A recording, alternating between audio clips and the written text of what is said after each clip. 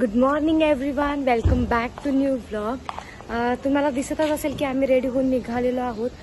सकाळपासून खूप गडबड होती. ॲक्च्युली आमचा प्लॅन होता की सकाळी 6:30-7 वाजता वगैरे निघायचा, पण अनफॉर्च्युनेटली तो काही सक्सेसफुल झाला नाही, कारण की थोडंसं काम वगैरे असल्यामुळे नाही झालं. त्याच्यानंतर मग नाश्ता वगैरे केला, विहानचा खाऊ, विहानची आंघोळ. आधी ठरलं होतं की तिथे जाऊन वगैरे आंघोळ करायची, पण तिथंच विहानची आंघोळ वगैरे मग त्याच्या टाईमनुसार सगळं करावं लागतं. मग असं करत फायनली 9 वाजले आणि आम्ही आता रेडी होऊन निघालोय. विहो लुक ॲट हिअर. तर विहानचं काही लक्ष नाही आहे, विहान गाडीकडेच पाहतोय. त्याच्या डॅडी गाडी काढतात ते. सो आम्ही कुठे निघालेलो आहोत, ॲक्च्युली आम्ही चाललो देवदर्शनासाठी. तर तुम्ही ब्लॉगच्या शेवटपर्यंत तुम्हाला समजेलच की आम्ही कुठे चाललो ते, आणि आम्ही कुठे चाललो आहे हे जाणून घेण्यासाठी ब्लॉग शेवटपर्यंत नक्की बघा. आणि जर माझ्या चॅनलला सबस्क्राईब केलं नसेल तर सबस्क्राईब पण करून घ्या. इथे एक बॅग रेडी आहे, एक सॅक घेतली आहे, त्याच्यामुळे काही फारसं सामान नाही आहे आमच्याकडे. तरी पण नाही म्हटलं तरी विहान लहान असल्यामुळे त्याचे खूप सारे कपडे होतात आणि आपण ऑप्शनलसाठी सुद्धा कपडे घेतोच. तरी पण एक बॅग, एक सॅक, एक पर्स, असं.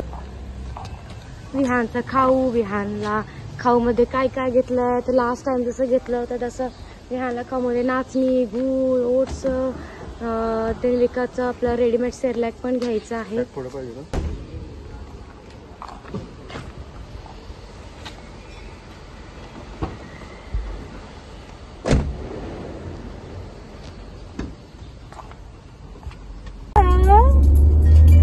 आणि विहानला सकाळी लवकर उठवल्यामुळे त्याचा थोडासा मूड ठीक नाहीये, त्याला झोप येते. विहाचा ब्रेकफास्ट झालाय पण त्याला थोडीशी झोप येते. आता तो झोपूनच जाईल. बस निघालोय आणखी एक थोडा वेळ, अर्धा तासात तर झोपून जाईल. जो तेल नाही लावलं तुला, नुसतेच हेअर वॉश केले. जय बाप्पाला चाललो ना आपण.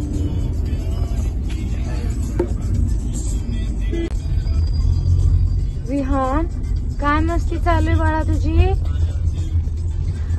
पडशील ना तू, लागेल. घरून नाश्ता करून निघालो, पण 2 तास झाले होते तर खूप भूक लागली होती. तर म्हटलं जाता जाता गरमागरम वडे दिसले, चला म्हटलं वडापाव खाऊन घ्यावा. आणि वडापाव खरंच टेस्टला खूप अप्रतिम होता. वडापाव खाल्ला, मग त्याच्यानंतर म्हटलं चला थोडीशी भजी पण खाऊ. भजी खाऊन घेतल्या आणि पुढे निघालो. तर आम्ही आता निघालो होतो ओझरला. तुम्हाला तर माहीतच असेल की ओझरला काय आहे. तर आपले जे अष्टविनायक गणपती आहे त्यातला जो 7वा गणपती आहे ओझरचा विघ्नहर, तो आहे ओझरमध्ये. तर शिर्डीला आम्ही निघालेलो आहोत. तर शिर्डीला जाता जाता ओझर लागतं, म्हणजे 1-2 किलोमीटर अंतर सोडलं की ओझर लागतं. म्हणतात चला 2 किलोमीटर फारसा काही फरक पडत नाही, ते पण दर्शन होईल. यापूर्वी मी इथे येऊन गेले होते, ॲक्च्युली 2 वर्ष झाले असतील त्याला. पण म्हटलं चला जाता जाता आहे तर तिथेही जाऊन यावं. तर विहान इकडे झोपला होता, कारण की सकाळी लवकर उठल्यामुळे त्याला पण थोडीशी झोप येत होती. मग विहान असंच हातामध्ये घेऊन आम्ही गेलो दर्शनाला.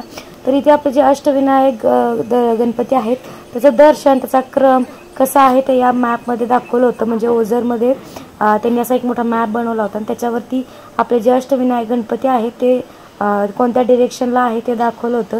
तर त्यातले 4 ते 5 तर पुण्यात आहेत, एक रायगडमध्ये आहे आणि एक अहमदनगरला आहे. तर असे आपले अष्टविनायक गणपती आहेत. तर निघालो आम्ही आतमध्ये. दुपारची वेळ होती. जाताना म्हटलं चला गणपतीला आपला दुर्वा आणि जास्वंदीचं फूल आणि एक हार घेतला. तर तुम्हाला तर दिसत असेल, तर इथून आम्ही वॉक करत गेलो आणि विहान इथं उन्हामध्ये पण झोपलेलाच होता. म्हटलं उठेल तो, पण तो काही उठला नाही, कारण त्याला खूप झोप येत होती. मग इथे आतमध्ये गेलो आणि तुम्हाला तर माहीतच असेल की एकदम आतमध्ये तर कॅमेरा अलाउड नाही, आणि इथे साईडला तर सगळं शॉपिंगचंच दिसतंय. कुठेही जा शॉपिंगसाठी तर सगळं असणारच. मग त्याच्यानंतर आत गेलो. दर्शनाला काही फारशी अशी गर्दी नव्हती, कारण की एक तर दुपार होती आणि असं काही विशेष सण वगैरे पण नाही आहे की तिथे गर्दी असायला. त्यामुळे अगदी 5 मिनिटात आमचं दर्शन पण झालं. दर्शन वगैरे झालं. म्हटलं चला ऊन पण खूप आहे, 5-10 मिनिटं तिथं बसावं. पुढे तर आपल्याला जायचंय लवकर, पण 5-10 मिनिटं बसलो सावलीला आणि मग पुढे निघालो जायला. आणि इथून होती एंट्री आणि एक्झिट. पहिले तर मी ओझरला आलेलं आठवतच नव्हतं, थोडंसं कन्फ्युजन झालं होतं. मी लेण्याद्रीला गेले होते, ओझरला गेले होते आणि बहुतेक रांजणगावलाही गेले होते, पण आठवत नव्हतं. पण तिथे गेले, तिथला एरिया पाहिला की मला लगेच आठवलं की अरे आपण इथे येऊन गेलो. त्याच्यानंतर खूप भूक लागली होती. 2-3 वाजले होते दुपारचे, ॲटलिस्ट 3 वाजले असतील. आणि विहान पण उठला होता आणि जाता जाता म्हटलं चला जेवण करून जावं. तर विहानसाठी मी घरून चपाती बनवून बारीक करून आणली होती आणि आमच्यासाठी पण जेवायला इथं आम्ही असं घेतलं होतं जेवण. रोडला हायवेलाच असं हॉटेल होतं. हॉटेल पण छान होतं. म्हटलं पहिल्यांदा विहानला खाऊ चारून घ्यावा. मग पहिल्यांदा विहानला खाऊ चारला, त्याच्यानंतर आम्ही जेवलो. विहानचा थोडासा टाईमपास व्हावा म्हणून 2 मिनिटाला मोबाईल पण लावून दिला. त्याच्यानंतर थंडगार अशी लस्सी पिली आणि पुढे जायला निघालो. तर इथे शिर्डीला आम्ही पोहोचलो होतो, कारण की तरी तिथून पुढे आम्हाला 2 तास तरी गेले ओझरपासून यायला. तर मग आता राहायचं कुठे हा विचार चालू होता. तर पहिल्यांदा भक्तिनिवास बघावं म्हटलं की ते पण खूप छान असतात. तर हे होतं भक्तिनिवासच्या पुढचं गार्डन. भले मोठं गार्डन होतं आणि लहान मुलांना खेळायला पण खूप काही होतं तिथे, तुम्हाला दिसतच असेल व्हिडिओमध्ये. पण हे भक्तिनिवास ऑलरेडी फुल झालेलं होतं, त्यामुळे इथला आमचा प्लॅन कॅन्सल झाला आणि आम्ही दुसरीकडे पण एक पाहिलं, तिथेही नाही भेटलं. मग शेवटी आम्ही एक हॉटेल गेलो आणि तिथे आम्हाला रूम भेटली आणि आम्ही तिथे राहिलो.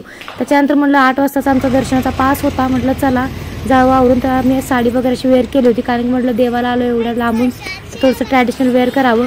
तर अशी मी कॉटनची छानपैकी साडी घातलेली होती. माझं लग्न झालं आणि त्याच्यानंतरची साडी आहे, खूप दिवसातून घातली. तर असं आम्ही रेडी झालो आणि आम्ही निघालो दर्शनाकडे. 4 नंबर गेट भी उधर ही है क्या? 4 नंबर गेट हाँ सामने बिल्कुल स्ट्रेट जाएंगे 4 नंबर गेट. चला गया. Thank you so much.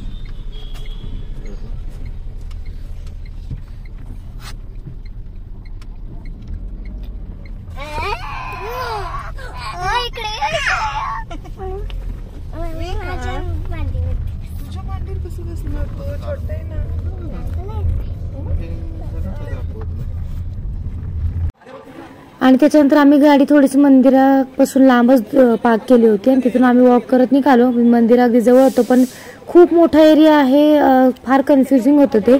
जे कोणी फर्स्ट टाइम जाईल त्यांना फारसं लक्षात येणार नाही. त्याचे वेगवेगळे गेट्स वगैरे आहेत, सो कन्फ्युजन झालं. मग आम्ही इथे विचारत गेलो की आम्हाला कोणत्या, ॲक्च्युली आम्हाला 4 नंबर गेटमधून जायचं होतं, असं काहीतरी होतं. तर ते प्रत्येक कोटचा पास आहे किंवा तुम्ही लाईनमधून दर्शन घेणार आहे की तुमच्याकडे VIP पास आहे, याच्यानुसार तुम्हाला त्या गेटमध्ये एंट्री देतात.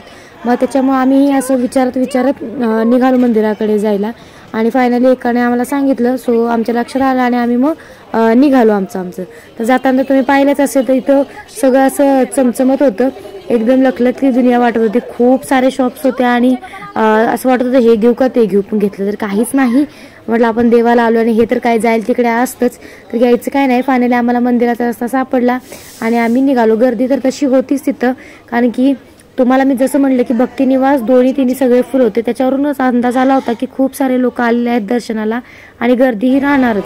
पण आम्ही पास काढला होता त्यामुळे आम्हाला काही फारसं झालं नाही. अगदी 10-15 मिनिटात आमचं दर्शन झालं.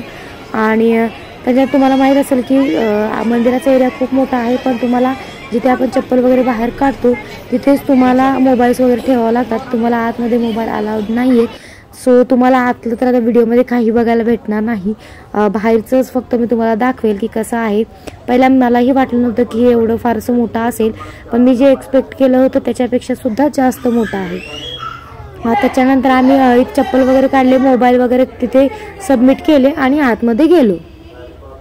दर्शन वगैरे खूप छान झालं, खूप मनाला प्रसन्न असं वाटलं. त्याच्यानंतर मग आम्ही बाहेर आलो आणि बाहेर असं साईबाबांची मूर्ती वगैरे होती, ते कमळ वगैरे असं छानपैकी असं ते बनवलेलं होतं आणि त्याच्यातून ते पाणी वगैरे पडत होतं. मग इथे 10-15 मिनिटं आम्ही थांबलो, मस्त असे फोटो वगैरे काढले. काहीतरी आठवण म्हणून फोटो काढायला हवे, कारण की मी तुम्हाला म्हटलं की ओझरचा मी गणपती पाहिला होता, पण फोटो काढले नसल्यामुळे ते माझ्या लक्षात येईना की बाबा कुठे, कारण की आपण फोटो वगैरे काढतो सोशल मीडियाला टाकतो आणि मग ते आपण पटकन बघतो, अरे हां आपण इथे गेलो असं आपल्या लक्षात येतं. पण तसं काढलं होतं तेव्हा मी थोडंसं विसरून गेले.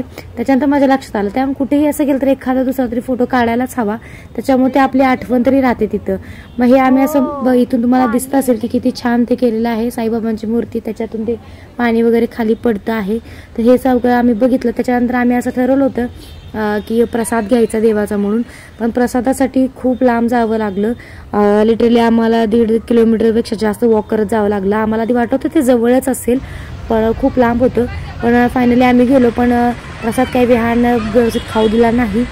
पटकन असा प्रसाद घेतला आणि आम्ही मग रिटर्न आलो, कारण की रिटर्न येऊन विहानला पण खाऊ वगैरे चारायचा होता, हे सगळं करायचं होतं. त्याच्यामुळे मग पटकन रिटर्न आलो. असा होता आजचा आमचा दिवस आणि उद्याचा व्लॉग पाहण्यासाठी चॅनलला नक्की सबस्क्राईब करा.